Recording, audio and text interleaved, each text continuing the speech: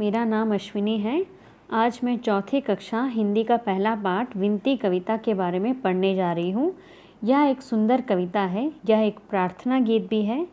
इस कविता के माध्यम से यहाँ पर बच्चों के मन की भावनाओं को दर्शाया गया है कि वो यहाँ पर किस तरह से ईश्वर से प्रार्थना कर रहे हैं। प्रस्तुत कविता में बच्चे ईश्वर से प्रार्थना करते हुए कह रहे हैं, सुन लो विनती है भगवान, छोटे बच्चे हम हैं नादान, पढ़ लिख कर पाए ज्ञान, देना हमको यह वरदान। माता पिता गुरुजनों का करे सम्मान, भूल से भी न करे हम कोई गलत काम। उन्नति के पथ पर बढ़ते जाए, देश की सेवा में हाथ बटाए। भेदभाव हम किसी से न करे, सभी से मिलजुल कर रहे।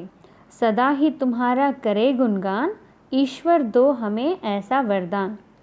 प्रस्तुत कविता में बच्चे ईश्वर से प्रार्थना करते हुए कह रहे हैं कि सुन लो विनती है भगवान, छोटे बच्चे हम हैं नादान, पढ़ लिख कर पाए ज्ञान, देना हमको यह वरदान। है ईश्वर आप हमारी विनती सुन लो, हम बच्चे हैं नादान, हमें ऐसा वरदान दो ताकि हम पढ़ लिख कर खूब सारा ज्ञान प्राप्त कर सकें। क्यों? क्योंकि ज्ञान ही एक ऐसा रास्ता है, एक ऐसा माध्यम है जिसके द्वारा हम अपनी मंजिल तक आसानी से पहुंच सकते हैं। ऐसा वरदान आप हमें दो ताकि हम जीवन में आगे बढ़ते हुए दूसरों का मार्गदर्शन करते रहें। माता पिता गुरुजनों का करे सम्मान, भूल से भी न करे हम कोई गलत काम। हम सदैव माता पिता और गुरुजनों का सम्मान करते रहे और भूल से भी हमसे कोई कभी गलत काम ना हो। हम निरंतर अच्छे कर्म करते हुए जीवन की यात्रा को सरलता से आगे बढ़ाते रहें। उन्नति के पथ पर बढ़ते जाए, देश की सेवा में हाथ बटाए। हम सदैव उन्नति के मार्ग पर बढ़ते जाएं और देश की सेवा में अपना भरपूर योगदान देते रहें, जिससे हमारा देश उन्नति के मार्ग पर निरंतर अग्रसर हो जाएगा, अर्थात हमारा देश तरक्की के रास्ते पर सबसे आगे रहेगा। भेदभाव हम किसी से ना करें, सभी से मिलजुल कर रहे। सदा ही तुम्हारा करे गुणगान, ईश्वर दो हमें ऐसा वरदान। हमें भेदभाव कभी नहीं करना चाहिए। भेदभाव के द्वारा देश की एकता को कभी भी कायम नहीं की जा सकती है। भेदभाव मनुष्य और मनुष्य के बीच की एकता को भी नष्ट कर देती है, दूरियां बढ़ा देती है। हमारा व्यवहार सबके साथ एक जैसा होना चाहिए। जब हम दूसरों के साथ अच्छा व्यवहार करते हैं तो वही व्यवहार हमें वापस मिलता है। इसीलिए हमारा व्यवहार दूसरों के साथ भी निरंतर एक जैसा होना चाहिए। हमें सभी के साथ मिलजुल कर रहना चाहिए। सदा ही तुम्हारा करे गुणगान, ईश्वर दो हमें ऐसा वरदान।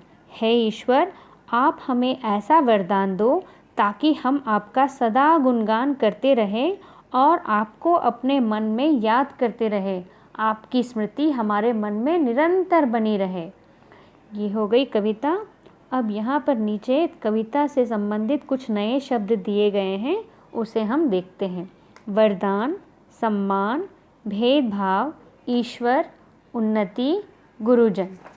वरदान यानी ब्लेसिंग, सम्मान यानी रिस्पेक्ट, भेदभाव डिस्क्रिमिनेशन, ईश्वर गॉड, उन्नति गुरु प्रोग्रेस, गुरुजन टीचर।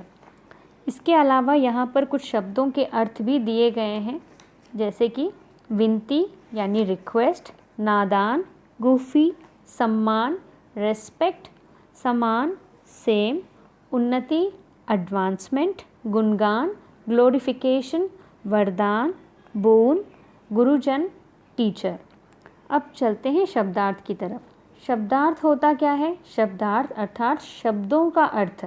जब एक ही शब्द का दूसरा एक अर्थ हो, यानी दोनों समान हो, उसे कहते हैं शब्दार्थ। विनती और प्रार्थना दोनों एक ही है, जिसे हम प्रेयर भी कह सकते हैं। विनती प्रार्थना, नादान नासमझ, सम्मान आदर, समान बराबर, उन्नति तरक्की, वरदान आशीर्वाद। अब चलते हैं, यहाँ पर कुछ प्रश्न दिए गए हैं, सोचो समझो और बोलो। इन प्रश्नों को हमें समझना है और फिर अपने मुताबिक बोलना है। हम इसके बारे में क्या सोचते हैं अपने मन में, वही उत्तर हमें बोलने हैं। क्या ईश्वर बच्चों की विनती सुनते हैं? हाँ बिल्कुल, ईश्वर बच्चों की विनती अवश्य सुनते हैं। हाँ, लेकिन तब जब हम मन से ईश्वर की प्रार्थना करते हैं। जब भी हम ईश्वर से प्रार्थना मन से करते हैं तो हमें अवश्य ईश्वर से वरदान मिलता है और अवश्य ईश्वर बच्चों की विनती भी सुनते हैं। दूसरा, माता पिता की सेवा हमें क्यों करनी चाहिए? माता पिता की सेवा इसीलिए करनी चाहिए क्योंकि कहा जाता है हिंदू धर्म के अनुसार माता पिता का स्थान ईश्वर के समान होता है। इसीलिए माता पिता हमारे लिए ईश्वर समान हैं। इसीलिए हमें उनकी सेवा निरंतर करती रहनी चाहिए। हमें उनकी सेवा करने पर हमें उनसे आशीर्वाद भी मिलता है और यही आशीर्वाद हमें हर एक परिस्थिति में, हर एक मुश्किल में हमारी रक्षा करता है। तीसरा प्रश्न, नादान बच्चे देश की सेवा कैसे कर सकते हैं? नादान बच्चे देश की सेवा माता पिता और गुरुजनों का सम्मान करते हुए और हमेशा अच्छे कर्म करते हुए कर सकते हैं। चौथा, ईश्वर का गुणगान कैसे करना चाहिए? ईश्वर का गुणगान सदैव हमें मन से करना चाहिए। हमें सदैव मन से विनती करनी चाहिए। पांचवा प्रश्न, आप ईश्वर से क्या वरदान मांगना चाहोगे? ये अपने ऊपर निर्भर करता है, लेकिन ईश्वर से हमें मांगना क्या है? हमें ईश्वर से प्रेम की भावना, सदैव प्रेम की भावना, शक्ति और ज्ञान का वरदान मांगना है। ये जो है, ये तीनों गुण जो है हमारे लिए काफ़ी महत्वपूर्ण है। हम जीवन में बहुत कुछ पा सकते हैं अगर ये तीन गुण हमारे भीतर हो तो। छठवां प्रश्न, यदि आपको कोई ईश वंदना आती है तो गाकर सुनाओ। ईश वंदना मतलब ईश्वर की आराधना करने के लिए जो वंदना होती है, जो गीत होती है, उसे कहते हैं ईश वंदना। मैं यहाँ पर एक वंदना गाकर आपको सुनाती हूँ। गुरुर्ब्रह्मा गुरुर्विष्णुः गुरुर्देवो महेश्वरः गुरु साक्षात् परब्रह्म तस्मै श्री गुरवे नमः। अब चलते हैं आओ जानो समतुकांत शब्दों की तरफ। यहाँ पर कुछ समतुकांत शब्द दिए गए हैं। आखिर ये समतुकांत शब्द होते क्या हैं?